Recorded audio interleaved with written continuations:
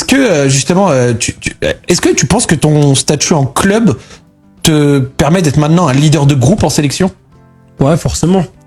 Forcément, je suis l'un de ceux qui joue dans les plus grands clubs du monde. Donc forcément, maintenant, ma parole, elle a un peu plus de poids en sélection. Elle en avait, forcément, mais là, c'est encore un peu plus.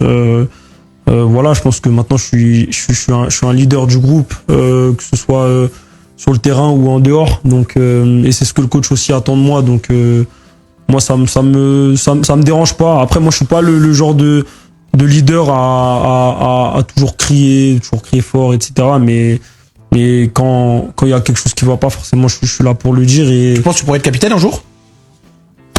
pourquoi pas? Ça me dérangerait pas. Ça me dérangerait pas. Les amis, bonsoir. Là, vous avez écouté Bryan Mbeumo dans cette interview. Il nous faisait savoir que, voilà, il est, de par son statut en club, un des leaders du groupe Lions Indomptables et ne trouverait en rien un souci si jamais il venait à être nommé capitaine des Lions Indomptables. Lui qui a déjà vu sa valeur grimper à 80 millions d'euros, c'est vérifiable sur Transfermarkt. Bryan Mbeumo est en train de faire une très très belle saison du côté de Manchester United. Voilà, il nous a également dans cette même interview fait état de ce que c'est Samuel Eto'o en 2022 qu'il avait contacté et lui a proposé le projet de rejoindre les Lions Indomptables, ce qu'il a tout de suite validé. Parlant de Capitana, Zambo Anguissa est annoncé pour un retour chez les Lions Indomptables. Et on parle de ce fait, de par son ancienneté et son statut également en club, de pouvoir récupérer le brassard. Ça veut dire que nous, Tolo, va devoir céder, du moins Bassokor également, vont devoir céder le brassard donc, à Zambo Anguissa. Bon, on ne peut rien attendre, non les gars. Le match c'est le 27 et le 31 mai prochain, on saura d'ici à là, lorsque le sélectionneur d'ailleurs va envoyer la liste, on saura ce qui va se passer au plus tard le 27 mai prochain. Parlant de Capitana une fois de plus, c'est le Mu Tolo qui a été titulaire lors de la victoire 3-0 face à Vancouver Whitecaps en 8e de finale de la CONCACAF Championship ou bien Champions Cup du côté des États-Unis. Alors, l'infranchissable Tolo a fait le job.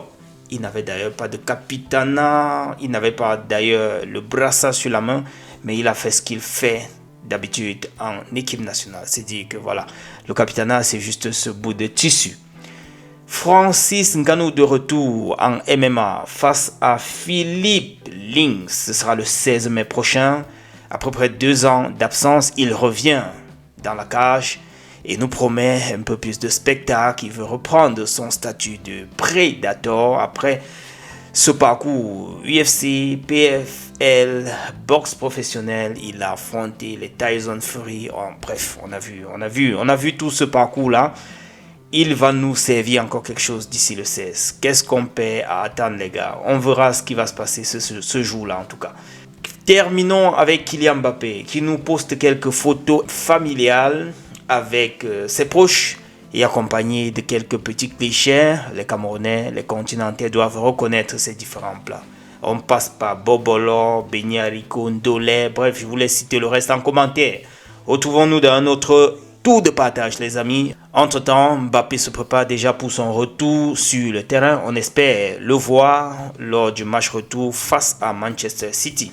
Il avait déjà ce problème de genou. Voilà, je craignais déjà que cela puisse durer longtemps. C'est déjà une bonne chose qu'on l'annonce déjà en salle, comme vous avez vu là, en train de faire déjà la rééducation. Les amis, on se retrouve dans un autre tour d'ici demain. Voilà, c'est un peu calme ces jours. D'ici à là, portez-vous bien. Ciao.